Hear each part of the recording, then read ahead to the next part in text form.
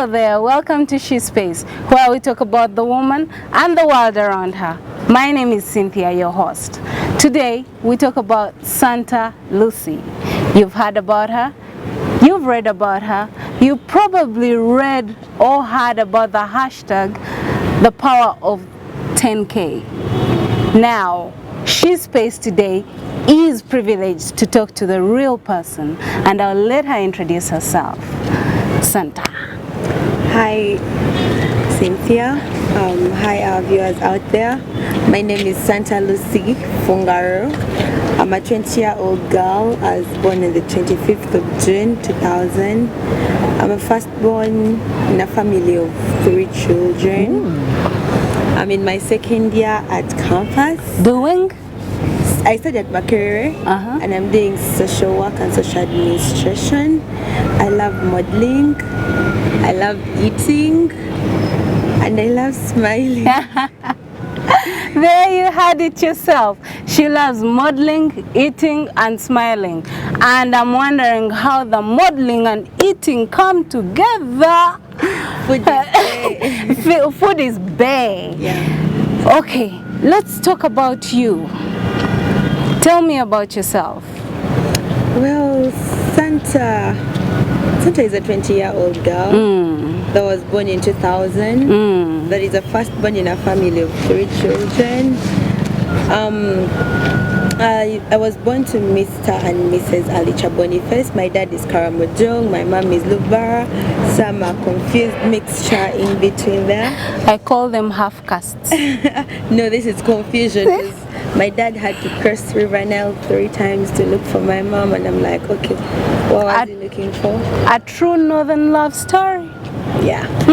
So I was born healthy till the age of 5 in 2005, when I first began showing signs of a rash on my right cheek, and over time it spread, and I was treated for various things like gonorrhea, syphilis, because they believed I was having like those STIs, and my mom, being that extra mom, believed it was true because school toilets are always not the best. Then with time they said I had a hole in my heart. I came to the Mulago Heart Institute, and it was totally nothing. So it kept on progressing, and eventually we met a doctor at Nsambia because Mulago failed, sorry to say. We were given a bed with painkillers and no proper treatment, and that was the time doctors were on strike. So I was finally diagnosed while at Nsambia Hospital by a doctor called Dr. Chituka. Okay. And she's been my pediatrician from that day. I have never changed hands. I still see a pediatrician at my age. Now, at 5, what happened? Did your skin, you had a rash, yeah?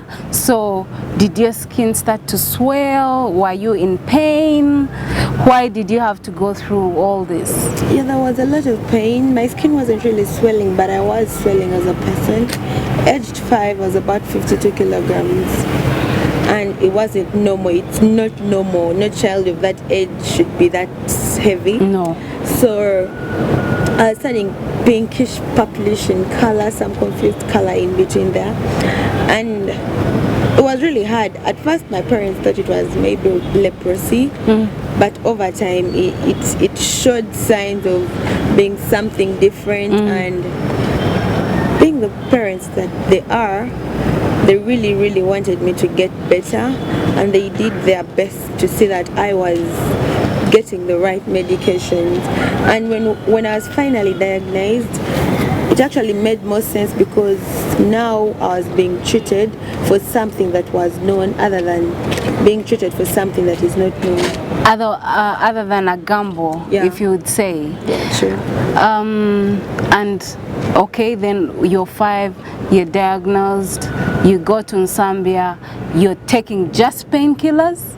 That was while at Mulago. Then when we went to Nsambia, it was finally discovered that I had this condition, and then I was put on steroids, and my doctor says we're going to hustle this together, and we're like, okay, since it's a hustle, we're ready for anything. And it's been God all through, because she wouldn't have done it on her own if we weren't also praying.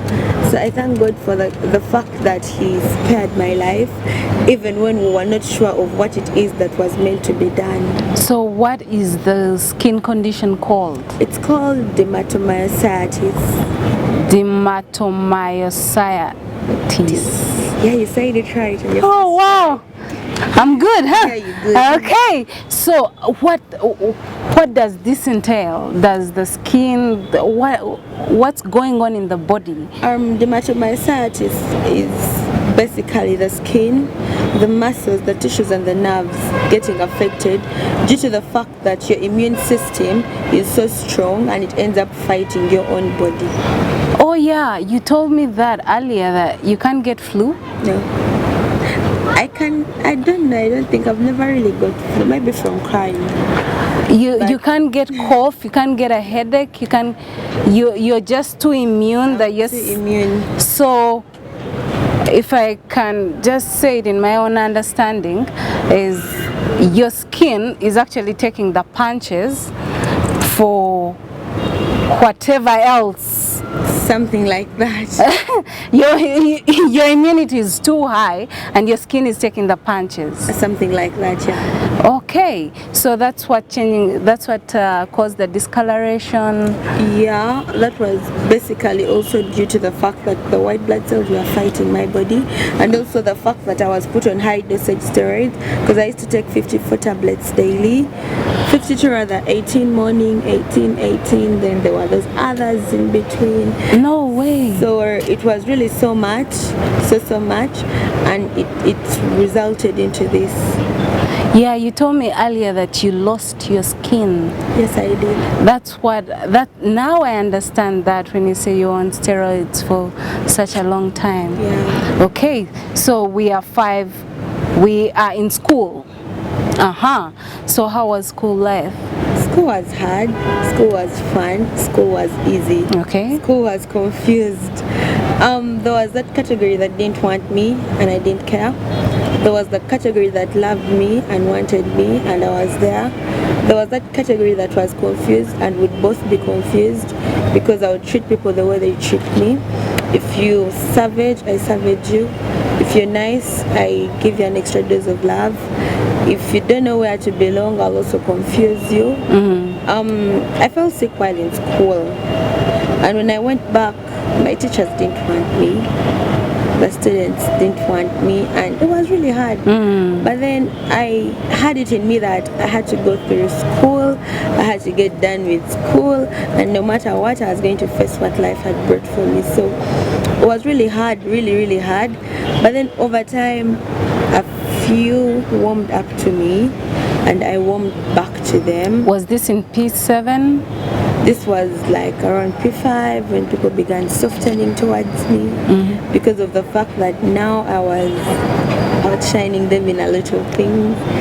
So they wanted me to be on their team always, especially when it came to debates and stuff. And I did my primary 7 and finished and moved on to high school. You did your primary 7 and finished.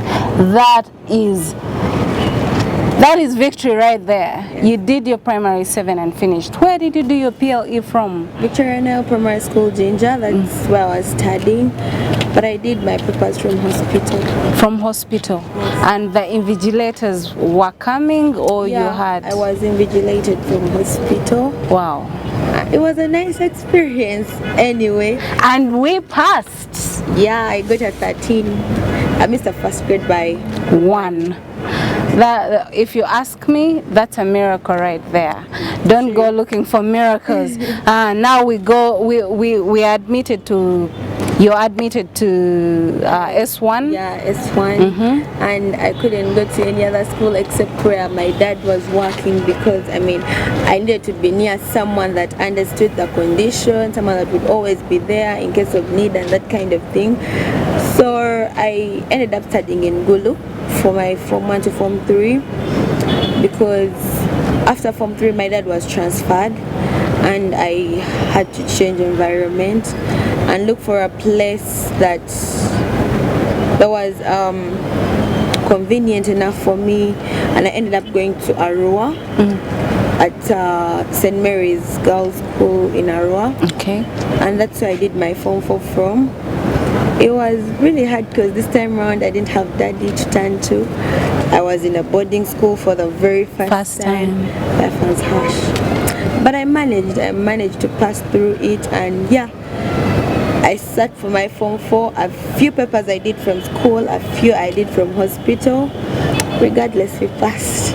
That's the second miracle. Let me keep counting them for you, because there are many. You are miracle. There are very many miracles that happened in the past. Going to school itself was a miracle. Was a miracle. Yeah. So I joined A level, St. Kizito Bugolobi. Now you're coming back to Kampala. Yes. Okay. St. Kizito Bugolobi. I was in Form 5, Form 6. I was a prefect there. What? And no. Hold. Let's hold, people. You are a prefect. Yes. Okay, first tell me, how did you even win the election? I mean, this is Kampala. Kids can be harsh in Kampala. But I met a fighter, and I wanted competition. I love competition, positive competition. So I made sure I contested. I went for information prefect, and I won landslide. No one could match up to me. So I won. I went into power. I did the best that I could do, and I left A level with a lot of stigma, a lot of love, a lot of hate. But anyway, everything happens for a reason. People that say those things that ended up building me and strengthening me. It was a stepping stone for you. People that showed me love, helped me know they were nice people in life, and I didn't have to rely on the hate. And yes, I passed, and I got some government, and I'm at Makerere, and I hope to graduate with a first class. Amen to that. And keep inspiring people. Amen to that. Santa, I'm so amazed by your story. I'm so amazed by your confidence. I'm so amazed by your agility and your zeal for life. Yeah. So what are the next steps? I've heard about the power of 10K. What's this? The power of 10K is a campaign I launched this year on 28th April around 11 a.m. That was the time lockdown was really getting on our nerves, and a girl had to think, a girl had to be productive, a girl had to keep relevant on social media. Yeah. And I just didn't want to have this relevance because of maybe making videos and putting them out there, and people are constantly saying, I wanted something that would build me, something that would make me known, something that people would look at and be like, okay, she did this. So I began fundraising for my treatment in Nairobi. I asked for 10,000 shillings from only 2,300 people because I needed 23 million. So I was looking at only 2,300 people giving me 10,000 and I would have the money. I jumped on that hashtag alone for the first 5 hours of the day, and then I got these Twitter influencers that picked it up, and guys were like influencing, and I'm like, okay, this love is abnormal. At the end of the day, I had about 2 million to my name, and I'm blessings. Like, yo, girl, I could actually buy a car, buy a house. And I'm like, no, focus. So Twitter gave me 12.2 million. And 12.2. Yes, I'm really thankful for everyone that jumped on the hashtag, for all those that contributed, all those that pledged and fulfilled, all those that pledged and didn't fulfill. Thank you also. You gave me the guts to keep on working hard because it didn't come in, and I had hopes there, and it also taught me not to be so hopeful about certain things. Okay. Not to have your guts in one place. So yeah, the power of 10K began running on 28th August, and as of today, power of 10K from social media gathered 12.2 million. Last week, Power of 10K got 3.2 million again. So it brings us to a total of 15 million from social media. And then I had those contributions coming in from out. So we have a balance of 3.8 to go. We're going to go for a short break, but before we do, for more information about Santa Lucy's Power of 10K, please follow her on Twitter at Boss Bay or Mowati. And for any mobile money contributions, the numbers are on the screen. We'll be right back.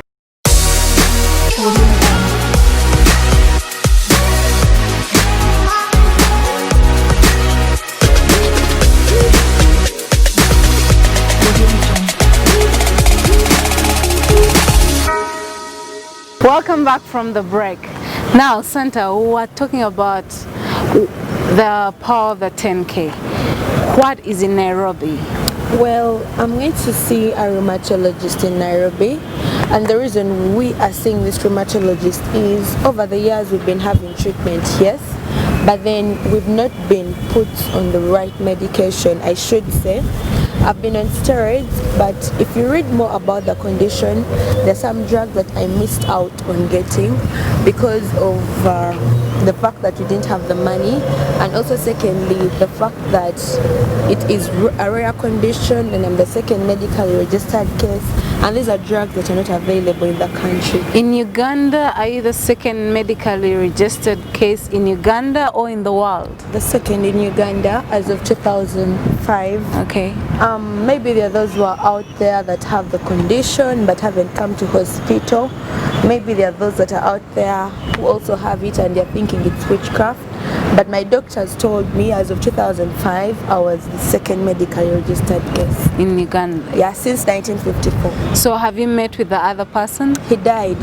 Oh dear. Earlier. He was an old man of about 60. Oh, okay. Because this is a condition that is common among the elderly and very rare in children.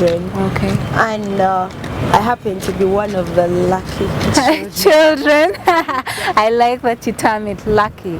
So when you go to Nairobi, they were asking for 23 million, yes. And right now you have 15.2. 15. Yeah. So that means that you have a deficit of about 7 million. That's it. Okay. So what are the next steps after, let's say you go to Nairobi, they give you the right medicine? Yeah. So what are the next steps? Where do you see yourself in the next 5 years? Well, I hope to go into modeling because I love the runway. I look up to Winnie Harlow.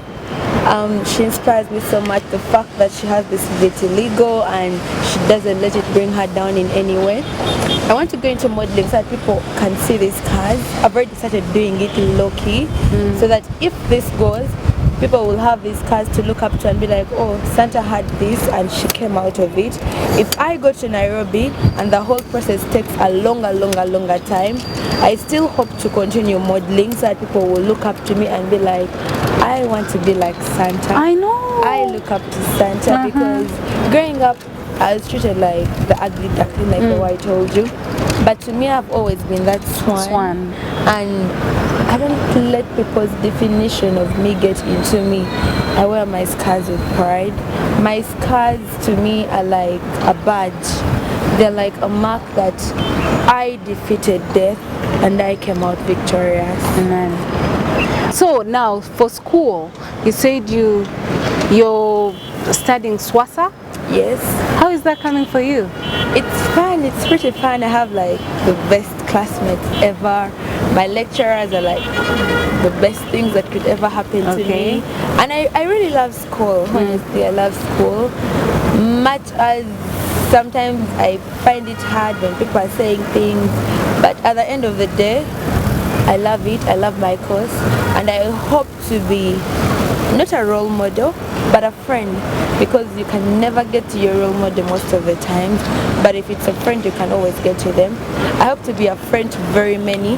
I hope to be that person that people would want to talk to and share their stories with, and I hope to one day bring up my initiative, the Santa Lucy initiative, together with my anti-stigma campaign, bring it up to book, and let the world know stigma is a silent killer. Yeah. Listen to people. No one chooses what it is they are going through. Help them walk those journeys, because you never know. That shoulder you lend someone to cry on would be a shoulder that the person gives you in return. If they want to be part of your journey, how does someone contact you? For those on Twitter, kindly follow me at Bosbe Omowati, or if that is hard for you to grasp, then just type in Santa with us cars. On Facebook, it's Kate Los Santa Lucy Bosbe. And then for those that want to send me money on mobile money, my Airtel number is 0703 178509 in names of Santa Lucy Fungaro. My MTN number is 0782 195 992 in names of Renette Nandaula. Okay, I hope you got that, and Santa, we wish you all the best, and we wish you a very safe journey, a very safe treatment, and thank you very much for having us. Thank you. I know we are hosting you, but thank you for allowing us to host you on She Space. As you've heard it all, we'll keep updating you on all our social media pages. Don't forget to follow us and or subscribe on all our social media pages: Facebook, Twitter, Instagram, even YouTube at She Space. She Space, your space.